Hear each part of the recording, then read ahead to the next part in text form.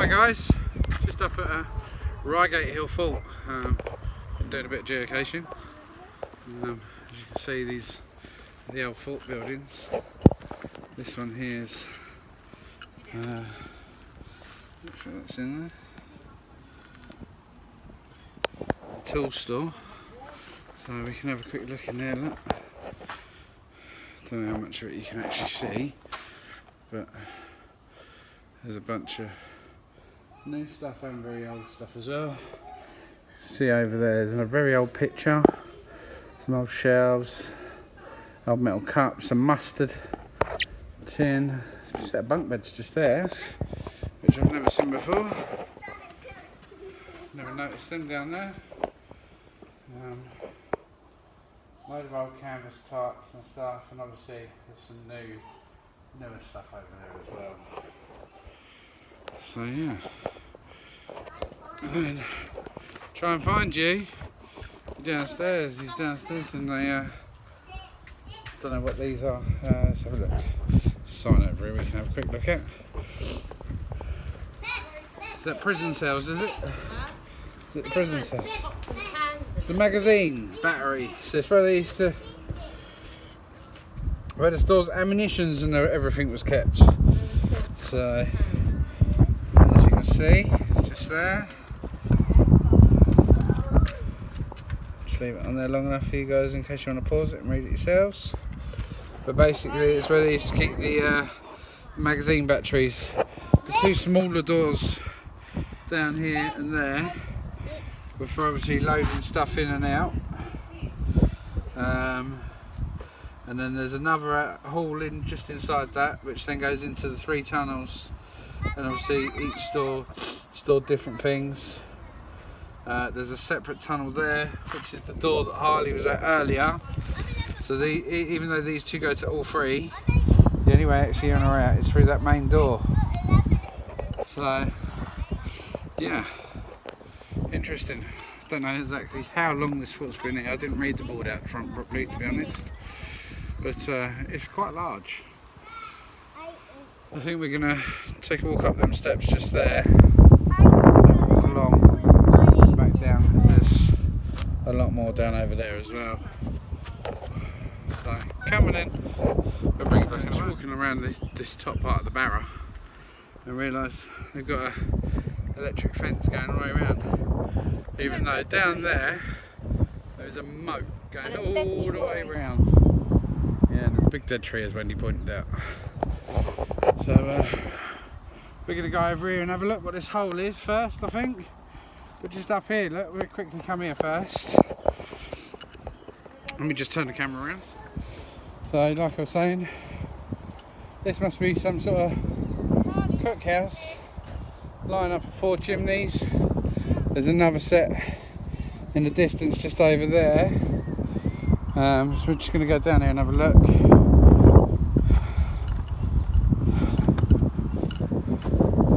Go down these steps.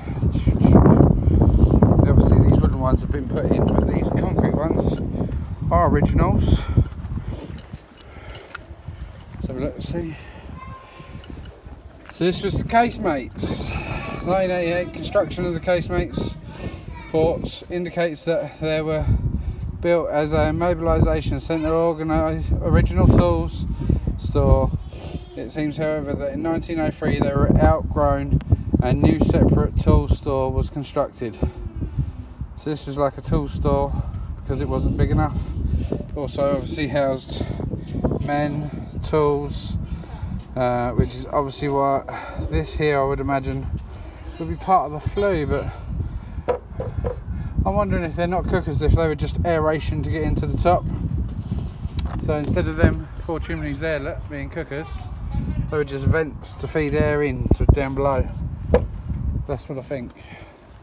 So yeah, again coming over to the pit, so to speak. I have no idea what this would have been. Looks like whatever it was, it's been filled in. But it was here, whatever it was. There was a square hole there.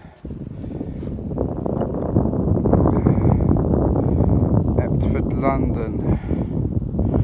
So that's key. Bit like a drain cover really, manhole cover. Unlock it, lift it up. Don't know how you'd get in there nowadays if you could, but that just there, I don't know if you can see, just there's a water pipe, like a round pipe to let water in and out. So I'm not entirely sure what that was. The jacuzzi? It might have been a jacuzzi in the war times, I doubt it, but so yeah, still got that one over there to look at. Just going to come up to this board here and see what this board's all about. Alright, here you go. 1903, the beginning of the end. No sooner were the operating manuals completed, the purpose of the mobilisation centres came into question. Whilst the forts may have proved a significant obstacle to an individual invading army, by far better option would not allow them to the land in the first place. To a certain extent, Britain was caught napping when it came to naval investment. However, by the early 1900s, that was about to change. Britain launched some powerful new home fleet, headed up the biggest, fastest, best gunned battleships in the world had ever seen. HMS Dreadnought, so called because it would fear not of God. So on and so on.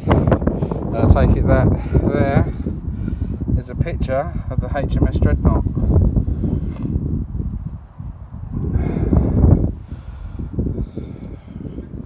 That picture, look, was taken in 1906.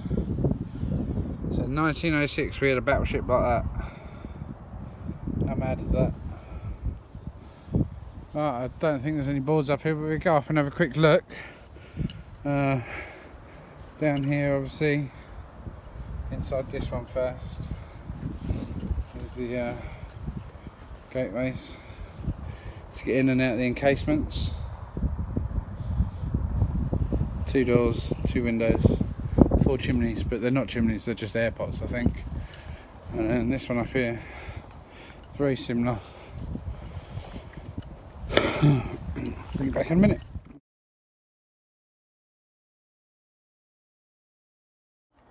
So we're up here, still at Reigate Fort area. We walked along a bit further and just come across an old pillbox. This is it. The only hole that I can see is this one here, and the doorway the other side, but well, none of us are going in because I'll show you why. It's quite a drop. There's no steps. It's absolutely full of crap and God knows whatever else. I wouldn't like to guess what else is in there, but you just see the emplacement for looking out. It's just hidden here, just inside this woodlands, where this field is just here. Obviously that's just looking out. What they would have done is they would have probably just cleared a bit of that so they could see people coming around through the fields. So yeah, quite well hidden, as you can see, completely encased in mud. There's no other windows inside, so it's just that one.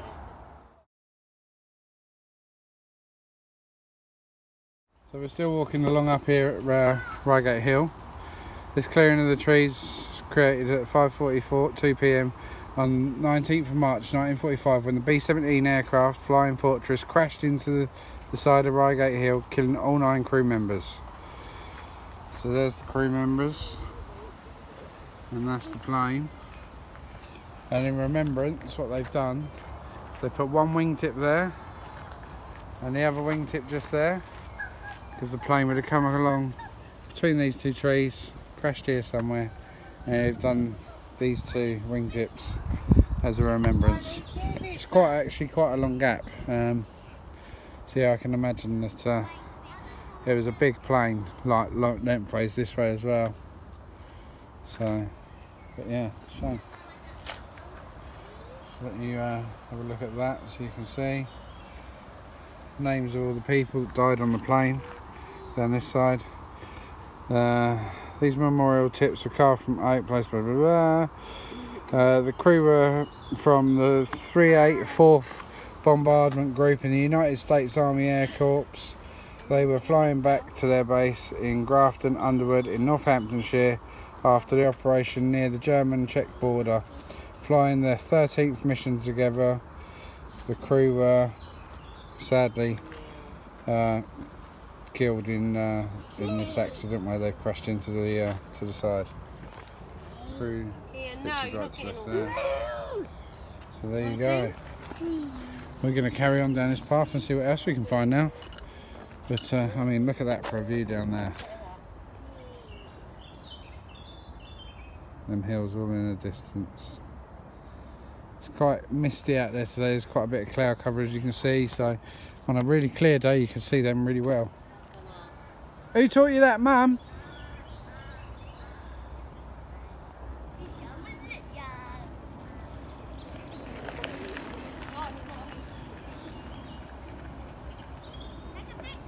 I am. I'm videoing you. Harley, what are you doing? Here we are, another gun emplacement of some kind. As you can see, Harley's up there. There's a gate down here. And Harley's in the video. And he's the best person alive. Absolutely full of trolleys, rubbish, Trolleys. and God knows whatever else in there as well. Bye.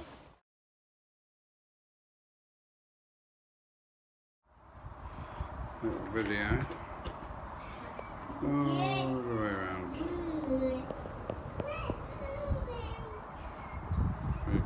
Right. So there you have it. We're at the end of Reigate Hill now. Well, it's not the end, but there's another plaque here giving you Box Hill, exact directions to where everything is. Just in case you couldn't see. So you've got Red Hill, Reigate, Gatwick, Chancton, Bury, Ring, Brighton, Worthing, Horsham, Little Hampton, Leith Hill and Box Hill.